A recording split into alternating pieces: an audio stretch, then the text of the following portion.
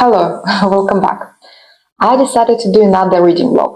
Actually, at the moment, my partner and I on a short weekend break for the St. Valentine's Day, and I just decided to use this time and maybe film another short reading vlog. I don't think I'll have much time to actually read big books just because we're here just for 2 days. But I decided to try to maybe read shorter books and see how it will go. But anyway, actually we're in Sheffield. I know that probably it's not a very typical romantic destination, but I've never been here, so I was very excited to see this city. And we'll see how it will go because we didn't really manage to see much. We'll try to have a walk tomorrow and look around. But during this reading vlog, I was thinking to try to read maybe shorter books. As I said already, we don't really have much time here. And probably we'll be just walking around. I don't think I will have much time to actually sit and read. But the first book that I decided to read during this reading vlog is A China Dream by Jian. I didn't really know much about this author and about this book, but I did some research, and it looks like the author, Jian, is barred from entering China, so he's pretty much exiled from China. And his books are banned in China as well. And the cover artist is actually exiled from China as well. So it's quite an interesting collaboration. But China Dream is a political satire. I started reading it on the way here to Sheffield, and I found it quite interesting at the moment because it looks like it blends different genres. It discusses current political situation in China. Please let me know if you read this book and if you have more exposure to China, Chinese culture, if it is actually correct, because I have some doubts about it. Because first of all, it's a biased view, obviously, from a person that is barred from entering China. And another thing, probably this book was written some time ago, so I'm not sure if something's already changed in China. So it would be interesting actually to know a little bit more about it. But in this book, we are following our main protagonist, Ma Daode, and he's a director of China Dream Bureau. Apparently, China Dream is a concept that actually exists in China. Apparently, it was announced by President Xi Jinping at some point, and it's supposed to symbolize a new era for rejuvenation in China. And this book blends reality and fiction in quite a clever way, when, for instance, as I already say, we use the concept that actually exists in China, China Dream, but it twists it slightly with some fictional elements. Because, for instance, in this book, they're trying to construct a new device that can actually be implanted in human brain to erase their memories and substitute them with ideas of China Dream. So all the people can have politically correct ideas. So I found this blend of literary fiction and sci-fi quite interesting. I think it's a brilliant idea. But at the same time, we see that Ma Daode, the director of the bureau, is struggling with his suppressed memories and his suppressed trauma from the time of Cultural Revolution of China. And his past and present are merging in this toxic and surreal reality, when he can't really differentiate what is true and what is not. And he is desperately trying to actually achieve his goal of creating this device to actually erase his own memories. At times, the book feels like a fever dream because all these memories of the past and the current reality just blend together. And it's like a collage of all these moments. At the moment, I am about halfway through the book. It's not a very long book, but I think I will try to finish it today during this evening, and I will give you an update tomorrow morning. And I think my second book for this reading blog, I will actually try reading Isaac Song by Daniel Black. Earlier this month, I read another book by this author, Don't Cry For Me, and I absolutely loved it. I mentioned it in my video about different types of love. So if you're curious about that one, I'll put a link in this video, and now you can have a look because that video was actually dedicated to St. Valentine's Day. But Don't Cry For Me and Isaac Song are actually parts of the duology, because in Don't Cry For Me, we see the story from the eyes of the father. And in Isaac Song, we actually see the point of view of the son. And if you're wondering why I'm actually in a hat and a scarf, it's actually quite cold here. It is a bit colder than in London, and the flat where we're staying is a bit chilly. So I put all the radiators on and hopefully it will get better at some point, but at the moment I'm quite freezing. But thank you very much for watching this reading log, and I'll update you in the morning.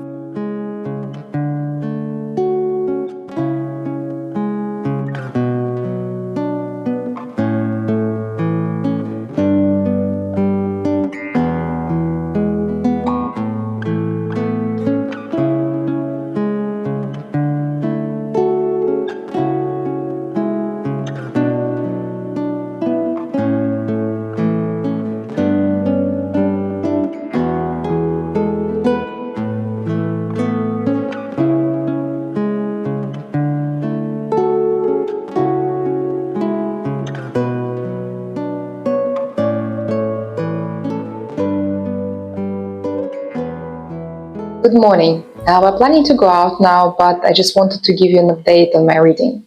I managed to finish China Dream by Jian, and actually really enjoyed it. To be honest, I wasn't really sure about this book just because before reading it, I read some reviews on Goodreads, and it looked like this book had quite controversial reviews. It doesn't really have an average high rating, just because many people said that the translation of the book wasn't really great. So that's why my expectations of the book weren't really that high. But after finishing the book, I was actually pleasantly surprised. But I'm not sure that my opinion is very valid in this case, to be honest, just because I'm not a native speaker and I obviously can't compare this book, the translated version of the book with the original text. But even without knowing the original text, I can say that I actually really enjoyed the book. It's definitely not one of my favorites, but anyway, I think it's a very interesting political satire. As already mentioned in my previous video, this book is centered around Ma Daode, and he is a director of China Dream Bureau in modern-day China. And he was working on a device, on a chip, that he was planning to implant in people's heads so their memories could be erased and replaced with politically correct thoughts. I would say it's a mix of sci-fi, literally fiction, and magical realism. But throughout the course of the book, Ma Daode suffers from repressed memories of the past. He was both victim and persecutor during a cultural revolution in China. And while he's trying to work on China Dream chip, his repressed memories and terrors of the past starts resurfacing, and present and the past, reality and fiction blend together. The book is discussing how government is trying to suppress and rewrite the history. It shows the absurdity of what was happening in China during Cultural Revolution. It discusses struggle sessions, famine, and violent encounters between different factions of Red Guards. When different factions of Red Guards were opposing each other, claiming that their ideology was true communist, and the rest of the factions were imperialist and Western-like and had to be opposed. Many people died during that period, and Ma Daode, our protagonist, was one of the people that participated in these historical events. And that's one of the reasons why he is so eager to complete his project, because he wants to be the first person using this chip to suppress his own memories so he can forget his violent past. He's ashamed of many of his memories, and one of them when he betrayed his own parents. And actually the tree on the cover of the book is symbolizing this moment, because his parents were buried somewhere under the tree, but he never managed to find their bodies. I would say at times I felt that this book is more of an absurdist book rather than a satire. Because sometimes I felt while reading this book, especially by the end of it, that everything was just blend together in this absolutely incredible fever dream. But if you personally don't mind blending of different genres in your books, I would actually recommend this book. I think it's quite an interesting take on Chinese history. But at the same time, after finishing China Dream, I started reading Isaac Song by Daniel Black. As already mentioned in my first part of this reading log, this is the second book in the duology. And in this book, we actually see the story from a point of view of Isaac, the son of Joseph. I absolutely love the first book and I'm really excited reading this book. I crossed about 20% mark of the book, and in the beginning of the book, we see that Isaac finds out that his father is dead now, and he's trying to process this grief because he's very surprised to discover how much grief he has for his father, and he didn't expect it since they were pretty much estranged. He's going through a therapy, and his therapist advised him to write his feelings and thoughts about his father and about his childhood and genuinely his past in a diary, so he can process everything that happened to him and find the lost pieces of himself. I'll try to read as much as possible today. We're planning to head out now, as I said. We're actually planning to visit Winter Garden, cathedral, and the video game museum. I'll try to film if I'll be able to, and hopefully you like these videos, and I'll give you an update later today.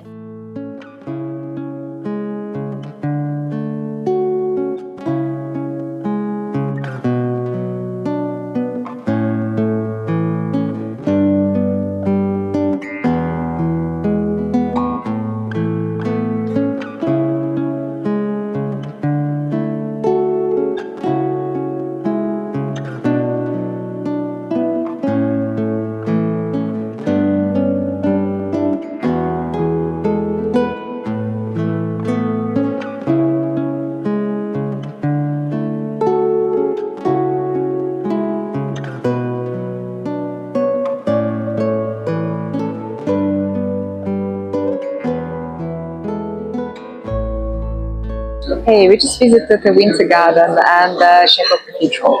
It's very beautiful here, and if you're around Sheffield, I would highly recommend actually visiting it. We really enjoyed it. And at the moment, we're planning to visit a gaming museum. I didn't know that Sheffield has one. I checked online, and it's very exciting. I'll see how to be there, and I'll try to film some of the things there. I see you soon. Bye.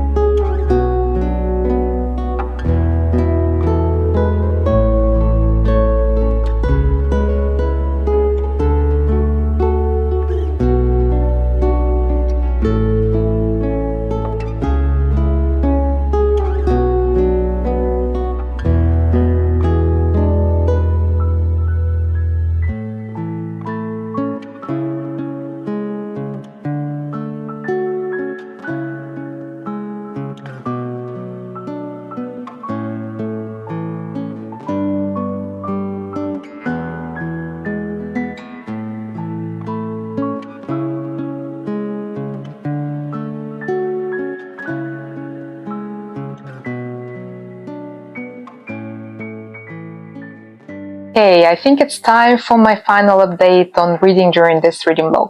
As you can see, I'm back in London, in our place. I'm really sorry I didn't manage to film many updates in between, just because everything was a bit hectic, to be honest. And I didn't really have time and opportunity to do it, but I tried to film some of the things that we saw, and I really hope you like these videos. And I actually managed to finish Isaac's song. I actually would like to apologize for my previous part of the video. I think previously I mispronounced the name. I say Isaac.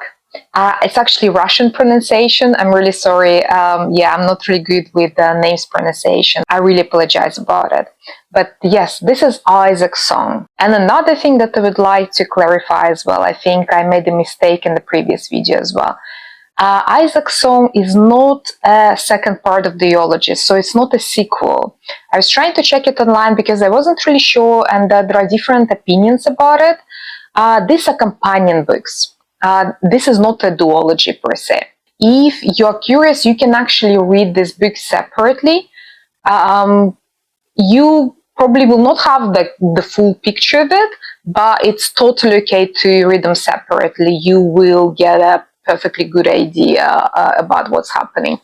But in my very, very subjective opinion, I think it will be actually ideal if you read these books together and you start with Don't Cry For Me. I think in this way you will have a full picture of this family drama, and you will appreciate the depth of the story. But anyway, this was just a side tangent. Let's go back to Isaac's song. I really enjoyed it, even though I think I liked Don't Cry For Me more. In Isaac's song, we are following Isaac, and we're going through this very difficult period of his life after his father's passing.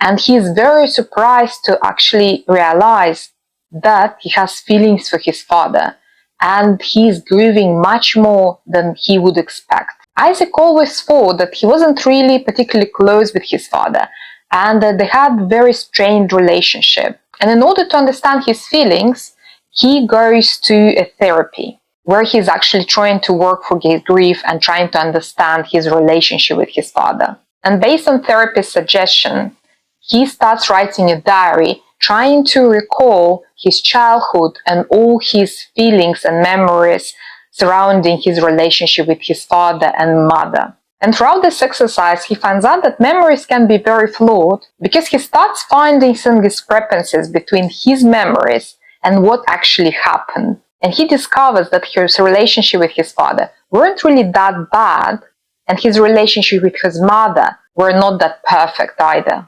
Isaac is a black gay man, and he feels that his father never really accepted him the way he is, and he never really loved him, just because he is so different from this ideal picture that his father had for his son. This book is about intergenerational conflict and how sometimes parents are trying to mold their children in this perfect shape.